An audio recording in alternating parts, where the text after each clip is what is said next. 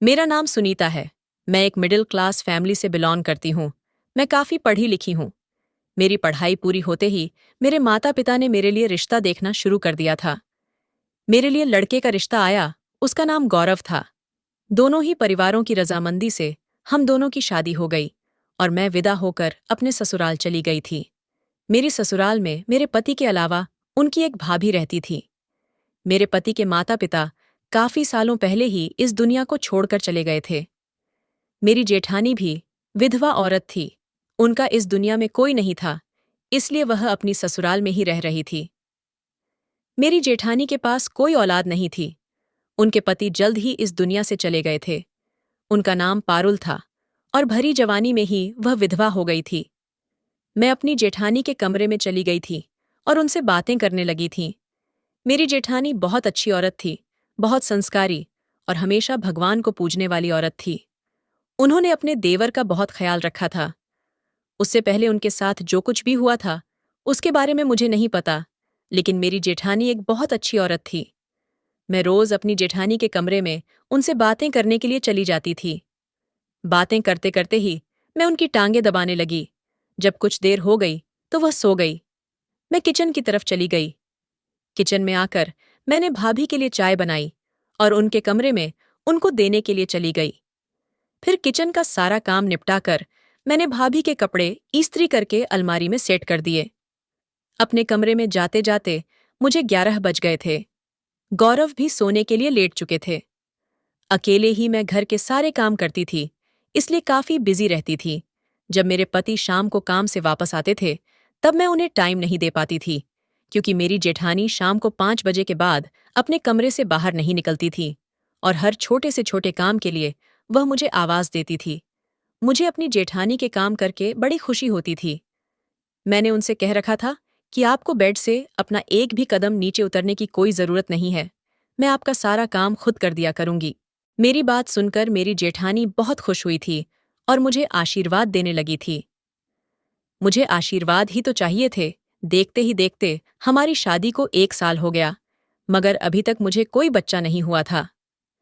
मेरी जेठानी बहुत संस्कारी औरत थी। मेरे पति कहते थे कि भाभी से आशीर्वाद ले लेना और तुम उनसे अपने लिए प्रार्थना करवाया करो। वो जो प्रार्थना करती हैं, भगवान उनकी प्रार्थना को बहुत जल्दी सुनते हैं, इसलिए तुम उनसे आशीर्वाद लेकर रहा करो। हमारे पड़ोस में भी मेरी जेठानी का बहुत नाम था। किसी का भी बच्चा बीमार होता तो वह लोग मेरी जेठानी से अपने बच्चे को आशीर्वाद दिलवाने के लिए लेकर आते थे। मेरे पति ने भी कह रखा था कि अगर तुम मुझे खुश रखना चाहती हो तो तुम्हें मेरी भाभी को खुश रखना पड़ेगा और हमेशा उनका ख्याल रखना पड़ेगा। इसलिए मैं बहुत अच्छे तरीके से चल रही थी, मगर इन सब में मेरा और मेरी जेठानी का रिश्ता कुछ मुरझा कर रह गया था।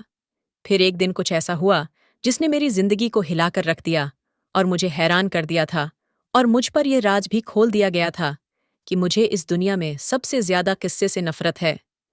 मैं अपनी जेठानी के रोज रात को पैर दबाया करती थी। एक दिन जब मैं अपनी जेठानी के पैर दबाकर जा रही थी कि रात के 11 बज गए थे। मैं कुछ टाइम से नींद न आने की मरीज बन गई थी, इसलिए मैं नींद की दवाई खाकर सोने लगी थी।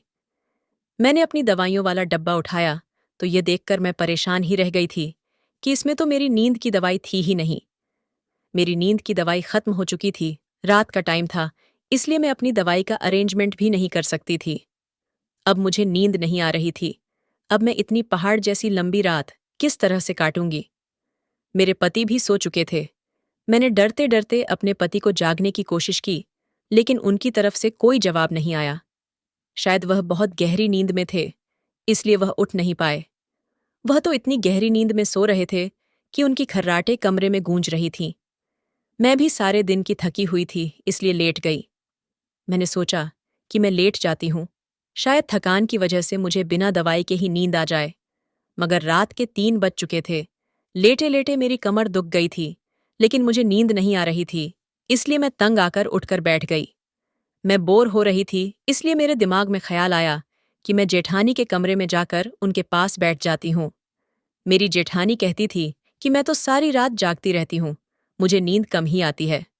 मैंने सोचा कि चलो मैं उनके पास ही जाकर उनके कमरे में अपना टाइम पास कर लेती हूँ। मेरी जेठानी के कमरे में एक मंदिर बना हुआ था। वह भगवान के आगे बैठकर हमेशा पूजा करती रहती थी। मैं अपने कमरे से निकलकर जैसे ही अपनी जेठानी के कमरे की तरफ बढ़ी तो मर्द के बोलने की आवाज आने लगी। अचानक ही मेरे बढ़ते हुए कदम ये आवाज सुनकर रुक गए थे। ये कैसे हो सकता था कि मेरी जेठानी के कमरे से किसी मर्द के बोलने की आवाज आ रही थी? मुझे लगा कि यह मेरा वहम हो सकता है, इसलिए मैं थोड़ा और आगे बढ़ी। तभी उस मर्द ने मेरी जेठानी का नाम लिया। अब तो मुझे पक्का यकीन हो गया था कि यह आवाज मेरी जेठानी के कमरे से ही आ रही है। मुझे अजीब सी खुशी हुई, न जाने क्यों, मगर मेरे दिल को अचानक से सुकून आ गया था।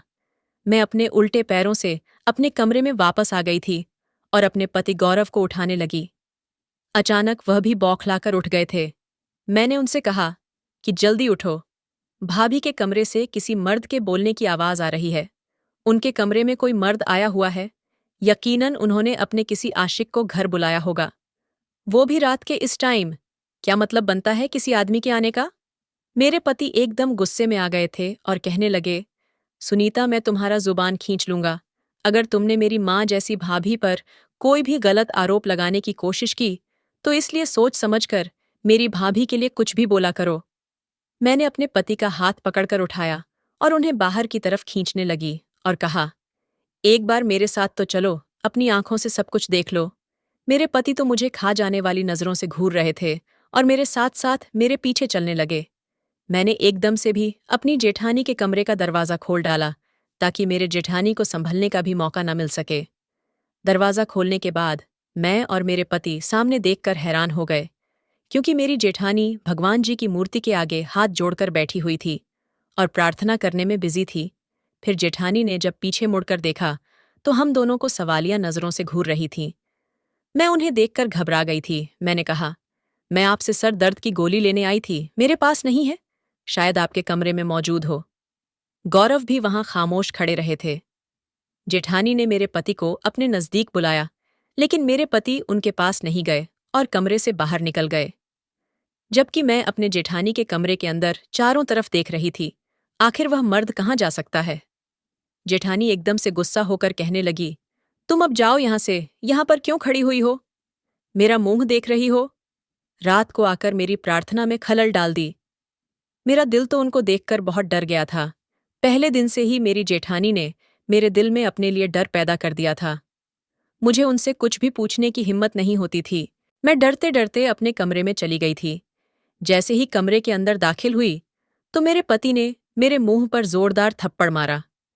वह कहने लगे कि दिल तो चाहता है कि मैं तुम्हें अभी और इसी टाइम इस घर से निकाल दूं। मैंने तुमसे शादी की पहली रात ही यह बात कही थी कि तुम्हें मेरी भाभी का ख्याल रखना है, और कभी भी अगर मैं अपनी भाभी के बारे में कोई उल्टी सीधी बात सुन ली तो मैं तुम्हें बख्शूंगा नहीं। लेकिन मैं तुम्हें एक आखिरी मौका देता हूं। मौका इसलिए दे रहा हूं क्योंकि तुम मेरी भाभी की पसंद हो। लेकिन आज के बाद अगर तुमने अपनी जुबान से ऐसी वैसी कोई भी बात निकाली तो मैं तुम्हें डिवोर्स देकर इस घर से निकाल दूंगा, और मुझे इस बात का कोई अफसोस नहीं होगा कि मैं तुम्हें डिवोर्स देकर घर से निकाल दिया है। समझी तुम? मैं तो अपने पति की यह सारी बातें सुनकर हैरान रह गई थी और पूरी तरह से डर गई थी। गौरव एक बार फिर सोने के लिए लेट गए थे, जबकि मैं अपने कमरे के कोने में बैठी हुई चुपके चुपके रो रही थी। आज मेरे पति ने मुझे मेरी जेठानी की वजह से इतनी बड़ी बात कह दी थी। अगर मुझसे गलती हुई थी तो वह मुझे डांट भी तो सकते थे, लेकिन उन्होंने गुस्से में आज इतनी बड़ी बात कह दी कि मुझे अपनी जेठानी पर बहुत गुस्सा आने लगा है। अब मुझे अपनी जेठानी से नफरत हो रही है। मेरी शादीशुदा जिंदगी बस उनके इर्द गिर्द ही घूमती आई थी। मेरे लिए गौरव का रिश्ता मेरी जेठानी ही लेकर आई थी।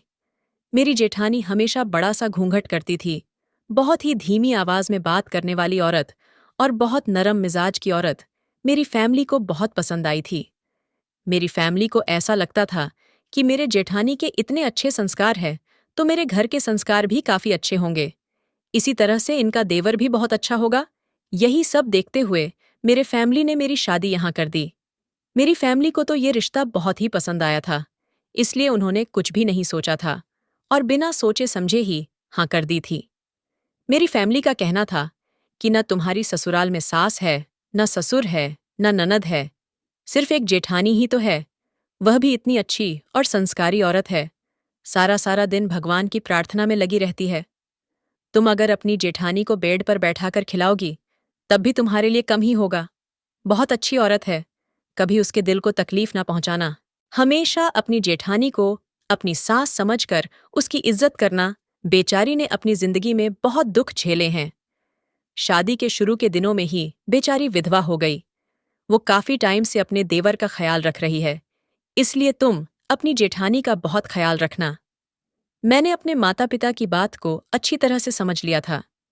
शादी की पहली रात में मेरे पति ने मुझे यही समझाया था कि मेरी भाभी का हमेशा ख्याल रखना। मेरी भाभी मेरे लिए मां की तरह है। अगर तुम उनको खुश रखोगी तभी मैं तुमसे खुश रहूंगा। गौरव की कही एक एक बात मेरे दिमाग में आज तक लिखी हुई है। तब से ही मैंने अपनी जेठानी का हमेशा ख्याल रखा, उनकी हमेशा सेवा की और अपनी जेठानी को ही अपना सब कुछ मान लिया था। गौरव उठते बैठते मेरी तारीफ करते रहते थे, मगर शाम को जब गौरव ऑफिस से घर आते थे तो काफी घंटों तक अपनी भाभी के कमरे में बैठे रहते थे। अगले दिन भी कुछ ऐसा ही हुआ। शाम को जब गौरव ऑफिस से आए तो अपनी भाभी के कमरे में बैठ गए और लगभग 2 घंटे बाद भाभी के कमरे से निकल कर आए। जब वह बाहर निकले तो बहुत गुस्से में दिखाई दे रहे थे। वह मुझे बात बात में अपना गुस्सा दिखा रहे थे। मैंने उनसे वजह पूछी तो कहने लगे, शायद वो सब बातें तुम भूल गई हो जो मैंने तुम्हें शादी की पहली रात से ही कही थी। मैंने कहा था कि मेरी भाभी का ख्याल रखना, मगर तुम तो बहुत ही लापरवाह हो। उनकी यह बात सुनते ही मेरा दिल टूट गया था। मुझे खूब रोना आ रहा था कि ना जान मेरी जेठानी को मेरी कौन सी बात बुरी लग गई होगी। मुझे यही डर था कि कहीं गौरव मुझसे नाराज ना हो जाए। मैंने दोबारा से अपनी जेठानी की सेवा दिन रात करना शुरू कर दिया था। भगवान की कृपा थी कि मेरे पति मुझसे दोबारा से इम्प्रेस हो गए थे और अब सब कुछ नॉर्मल हो गया था। एक दिन मैंने अपने पति से जिद की कि मुझे बाहर डिनर के लिए ले चलो। जब से हम दोनों की शादी हुई थी तब से हम कहीं बाहर घूमने नहीं गए थे। हालांकि हमारी शादी को अब 1.5 साल हो चुके थे। हम दोनों अपनी जिंदगी में बहुत खुश थे। जब शाम को गौरव ऑफिस से आए तो मैं तैयार होकर उनका इंतजार कर रही थी। मैं खूब अच्छी तरह से तैयार हुई थी। मैंने ब्लैक कलर की साड़ी पहनी थी और उसमें मैं बहुत ज्यादा सुंदर लग रही थी। जैसे ही मेरे पति आए, आते ही वह फ्रेश हुए और उसके बाद हम दोनों रात के डिनर पर चले गए थे। मेरे पति मुझे शहर के सबसे बड़े रेस्टोरेंट में खाना खिलाने के लिए ले गए थे। वहां पर इतना अच्छा लग रहा था, हमने खूब एंजॉय किया। घर जाने का मन ही नहीं कर रहा था। गौरव ने मुझसे वादा किया था कि वह अब अक्सर मुझे घुमाने फिराने के लिए घर से बाहर लेकर आया करेंगे, लेकिन मुझे नहीं पता था कि वह अपना वादा कभी निभा पाएंगे भी या नहीं, क्योंकि इस बार भी वह मेरे कहने से ही घर से बाहर आए थे। हमें घर लौटते हुए 11 बज गए थे, लेकिन जैसे ही हम घर के अंदर दाखिल हुए तो घर के अंदर का नज़ारा देखते ही दंग रह गए थे। पारुल भाभी घर के आंगन में ही बैठी हुई थी। उनके दोनों हाथों में उनके पति की फोटो थी और वह जोर जोर से रो रही थी और वह अपने पति की तस्वीर देख देख कर कह रही थी कि अब आपके जाने के बाद तो गौरव भी बदल गया है, और खूब जोर जोर से रोए जा रही थी। गौरव एकदम से मेरी तरफ हैरत भरी निगाहों से देखने लगे थे। गौरव पैर पड़कर उनसे माफी मांगी, तब कहीं जाकर उनका गुस्सा कुछ कम हुआ था, लेकिन गौरव का गुस्सा और भी ज्यादा बढ़ गया था। वह गुस्से से आकर मुझसे कहने लगे, आखिर तुम मेरी भाभी के पीछे क्यों पड़ गई हो और मेरे पीछे मेरी भाभी के साथ कैसा सुलूक करती हो? वह हर टाइम मुझसे तुम्हारी शिकायत करती रहती है। मैं तो उनकी यह बात सुनकर चौंक गई थी, क्योंकि मैंने कभी उनके साथ कोई बुरा सुलूक नहीं किया था, बल्कि मैं तो दिन रात उनकी सेवा में लगी रहती थी। मैंने अपने पति को यकीन दिलाया कि मैंने कभी उनके साथ कुछ बुरा नहीं किया, लेकिन वो मेरी बात को मानने के लिए तैयार ही नहीं थे। फिर मैंने उनके सर पर हाथ रखकर उनकी कसम खाई और उनको यकीन दिलाने की कोशिश की थी कि मैं भाभी का हमेशा बहुत ख्याल रखती हूँ। उस टाइम मुझे ऐसा लग रहा था जैसे मेरे लिए अपने पति को मनाना बहुत मुश्किल काम हो गया है, क्योंकि वह मेरी कोई भी बात सुनने के लिए तैयारी नहीं थे। मैंने अपनी जेठानी की बहुत सेवा की थी, मगर वह तो उल्टा मेरे पति से मेरी ही शिकायत कर रही थी। अब जिंदगी में बहुत आगे बढ़कर मुझे एहसास हुआ था कि हम किसी के साथ अच्छा करते हैं तो बदले में पहले हमें बुराई जरूर मिलती है। हम अपनी जिंदगी की बड़ी से बड़ी परेशानी को खत्म कर सकते हैं, लेकिन किसी को यकीन दिलाना बहुत बड़ी बात है। अब जब मुझे अपनी जेठानी के कमरे से किसी मर्द की आवाज आई थी तो मुझे लगा था कि मैं इस औरत का सच सामने लाकर ही रहूंगी। आज से पहले तो मुझे इस बात का एहसास ही नहीं था, लेकिन अब मुझे अपनी जेठानी से बहुत ज्यादा नफरत हो गई थी। मेरी शादीशुदा जिंदगी पर उनकी वजह से ग्रहण लग चुका है। गौरव हर टाइम अपनी भाभी की ही फिक्र में लगे रहते थे। मैं तो जैसे उनके लिए और उनके घर के लिए नौकरानी बनकर रह गई थी। अब मैंने सोच लिया था कि मैं अपनी जेठानी की असलियत खुद ही जानकर रहूंगी और मेरे पति की आंखों पर जो पट्टी बंधी हुई है उसे उतार दूंगी। मैंने अपने आंसू पोंछ लिए और सोने के लिए लेट गई थी। सुबह जब मेरे पति ऑफिस जाने के लिए उठे तो उनका मूड नॉर्मल था, लेकिन मैं भी अपने मूड को नॉर्मल ही किया हुआ था। रोज की तरह मैं अपने कामों में बिजी हो गई थी तो एकदम से मेरी जेठानी मेरे पास आई और मुझे घूरते हुए मुझे देखकर कहने लगी, परसों रात तुम मेरे कमरे में क्या लेने आई थी? मैं भी उनकी आंखों में आंखें डालकर कहने लगी, कल रात मुझे आपके कमरे से किसी आदमी की बोलने की आवाज आ रही थी। मुझे तो बहुत टेंशन हो गई थी कि घर में न जाने कोई चोर ही न घुस आया हो, इसलिए मैं गौरव को लेकर अपने साथ आपकी तरफ आ गई थी। भाभी कहने लगी, तुम्हें शर्म नहीं आती किसी के कमरे में ऐसे ताका झांकी करते हुए? मैं कमरे में थी तो मेरे कमरे में कौन आएगा? लगता है तुम्हारे दिल दिमाग में ही चोर घुस आया है। इस चोर को मैं तुम्हारे दिल से कैसे निकालूंगी? लेकिन मेरे पास एक रास्ता है। तुम्हें तुम्हारे पति से डिवोर्स दिलवाकर इस घर से मैं तुम्हें एक बार में ही निकलवा दूंगी। अगर मैंने गौरव से कह दिया ना कि वह तुम्हें डाइवोर्स देकर इस घर से निकाल दे, तो वह मेरे एक बार कहने पर ही तुम्हें इस घर से निकाल देगा और सोचने तक का टाइम नहीं लेगा। तुम्हारे हाथ में डिवोर्स का पेपर देकर तुम्हें इस घर से चलता करेगा। मैं उनकी तलाक वाली धमकी से डर गई थी और सहम गई थी, इसीलिए मैंने उनसे कुछ नहीं कहा और खामोश ही रही। मैं हर रात की तरह आज भी अपने रूटीन के अकॉर्डिंग सारे काम से फ्री होकर अपने कमरे में चली गई थी। रोज की तरह गौरव भी सो चुके थे। मैं भी लेट गई थी, जबकि मेरे कान अभी भी बाहर की तरफ ही लगे हुए थे। मैं हर आहट पर चौंक सी जाती थी।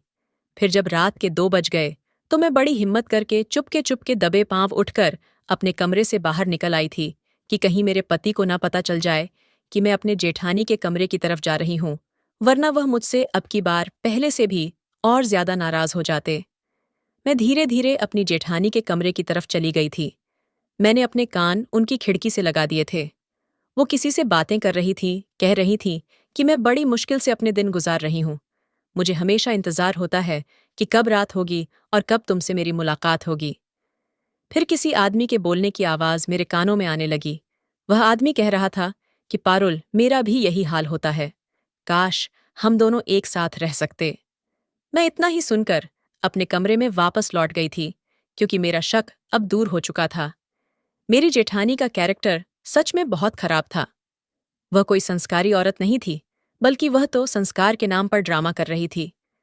अब मैं अपनी जेठानी का असली चेहरा अपने पति को दिखाना चाहती थी, मगर यह काम दुनिया का सबसे मुश्किल काम लग रहा था, क्योंकि वह अपनी भाभी पर अंधा एतबार करते थे।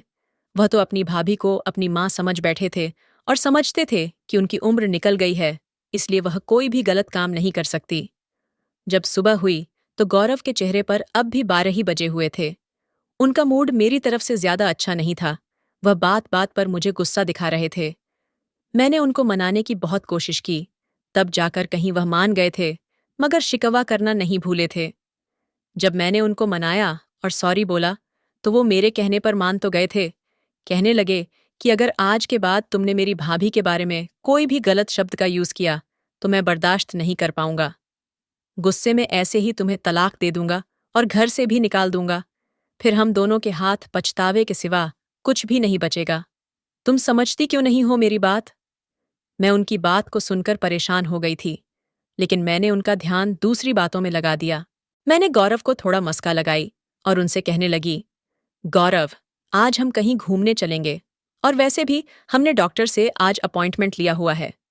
आज मुझे डॉक्टर के पास चेकअप के लिए जाना है। मेरी शादी को 1.5 साल हो गया था, लेकिन अभी तक मेरे पास कोई औलाद नहीं थी, इसलिए मैं अपना ट्रीटमेंट शुरू करवाने वाली थी और कुछ ही दिन पहले डॉक्टर ने मेरे कुछ टेस्ट भी करवाए थे। उसकी भी रिपोर्ट्स आज मिलने वाली थीं। गौरव तो मेरी इस बात पर राजी हो गए थे और कहने लगे, ठीक है, मैं शाम को जल्दी आ जाऊंगा, तुम रेडी रहना। मैं शाम को अच्छे से तैयार होकर बैठ गई थी, अपने पति का आने का इंतजार कर रही थी। जैसे ही गौरव घर में आए तो हम डॉक्टर के पास जाने के लिए घर से निकल गए थे। डॉक्टर ने हम दोनों को बड़े गौर से देखा और कहने लगा कि आप लोग बच्चे के खातिर इलाज क्यों करवा रहे हो जब आप दोनों औलाद चाहते ही नहीं हो तो? मैंने डॉक्टर की तरफ बड़ी हैरानी से देखकर उनसे पूछा, डॉक्टर आप क्या कहना चाहते हो? डॉक्टर कहने लगा, आप दोनों की रिपोर्ट से पता चला है कि आप दोनों ही प्रेगनेंसी नहीं रोकना चाहते, इसलिए आप किसी दवाई का इस्तेमाल कर रहे हो। आखिर यह कैसे हो सकता था? मैं तो यह सुनकर हैरान रह गई थी। हम दोनों के सर पर तो आसमान टूट पड़ा था। मैंने अपने पति की तरफ शक की निगाहों से देखा, जबकि वह भी मुझ पर शक किए बैठे थे। उसके बाद हम दोनों घर वापस आने के लिए निकल गए। सारे रास्ते हम दोनों ने एक दूसरे से कोई बात नहीं किया, खामोशी से घर की तरफ आने लगे। फिर जैसे ही हम अपनी गली में आए तो गौरव की बाइक का पेट्रोल खत्म हो गया था। गौरव अब और भी ज्यादा गुस्से में आ गए थे। हम दोनों अब पैदल ही घर की तरफ चल पड़े थे। मैंने देखा कि घर का दरवाजा तो खुला ही हुआ था, अंदर से कोई लॉक नहीं लगा हुआ था।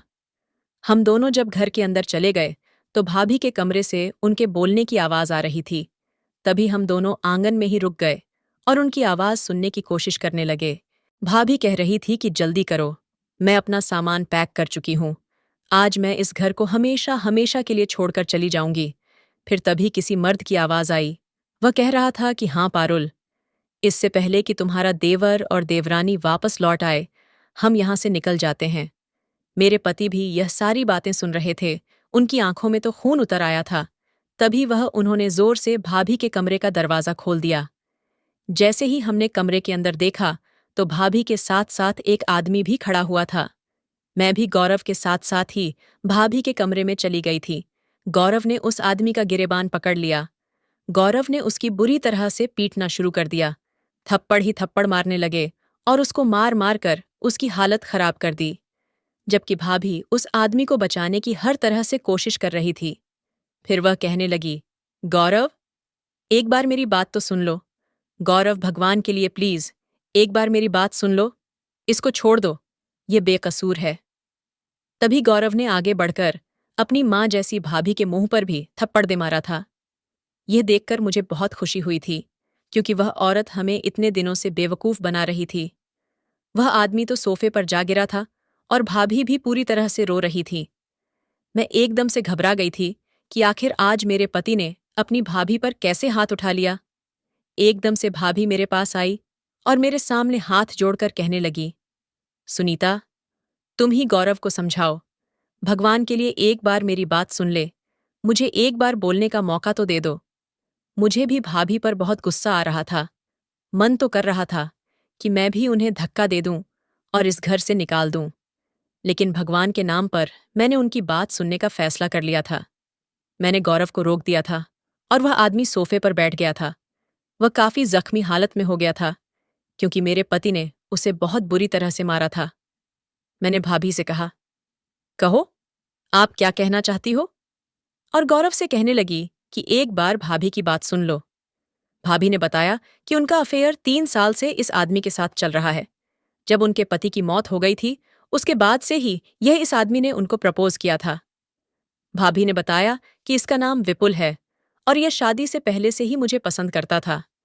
अब जब से इसे पता चला था कि तुम्हारे भैया की मौत हो चुकी है, तब से यह मुझे और भी ज्यादा पसंद करने लगा था और ये मुझसे दोबारा शादी करना चाहता था। विपुल की बहन मेरे भाई की पत्नी है और अपनी शादी से पहले मैंने विपुल की बहन को बहुत ज्यादा तंग किया था। विपुल मेरी भाभी का छोटा भाई है। मैंने अपनी भाभी की जिंदगी में बुरी तरह से जहर घोल दिया था और मेरा भाई मेरे भड़काने पर मेरी भाभी को बुरी तरह से पीटता था। मेरी भाभी तो हर तरह से बहुत अच्छी, समझदार और सुलझी हुई लड़की थी, इसलिए मैंने उसका रिश्ता अपने भाई से तय कर दिया था। पारुल भाभी रो रो कर अपनी कहानी सुनाए जा रही थी। उन्होंने बताया कि मेरे मायके में सिर्फ मेरे भैया भाभी ही रहते थे।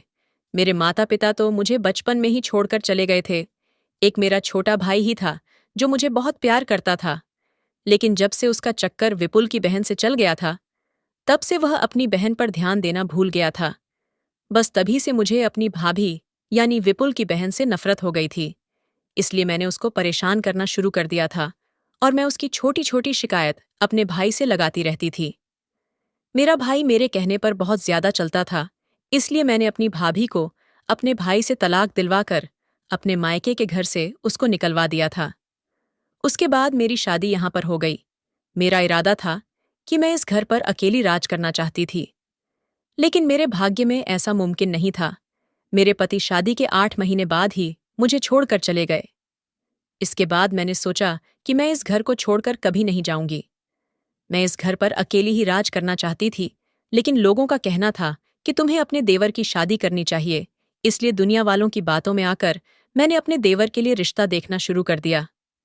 जिसके बाद तुम इस घर में आ गई और मैं हमेशा ही गौरव से तुम्हारी शिकायत करती थी कि वह तुम्हारे नखरे ना उठाया करें, और कहती थी कि तुम मेरे साथ उसके ऑफिस जाने के बाद बहुत बुरा सुलूक करती हो। मैं इस घर में अपना हक जमाने के लिए तुम्हें नीचा दिखाना चाहती थी, लेकिन विपुल ने मुझे बताया कि जब से उसकी बहन की शादी हुई थी तब से ही वह मुझे पसंद करता था और मुझसे शादी भी करना चाहता था, लेकिन उसने कभी मुझसे अपनी मोहब्बत का इजहार नहीं किया था। जब इसे पता चल गया कि मेरा पति मर चुका है, उसके बाद इसने मुझसे मिलना शुरू कर दिया था। मेरी भाभी, मतलब विपुल की बहन, विपुल के घर पर तलाक लेकर मेरे भाई से जा चुकी थी। मेरे भाई ने उसे मेरे कहने पर निकाल दिया था और मेरी शादी यहाँ हो गई थी। उसके बाद मेरा पति मर गया और तुम इस घर में आ गई। बाद में मुझे विपुल की मोहब्बत का एहसास हुआ था कि मुझे उसकी बहन के साथ ऐसा नहीं करना चाहिए था। अगर मुझे पहले पता होता कि वह मुझसे मोहब्बत करते हैं तो मैं उनकी बहन के साथ कभी बुरा नहीं करती और खुशी खुशी विपुल के साथ अपना घर बसा लेती। लेकिन बाद में मुझे पता चला कि विपुल मुझसे मोहब्बत करता है, तो मैं कंफ्यूज हो गई थी कि अब क्या किया जाए, क्योंकि मैं नहीं चाहती थी कि मेरी सच्चाई कभी भी खुलकर गौरव के सामने आ जाए, क्योंकि गौरव मुझे बहुत इज्जत दिया करता था।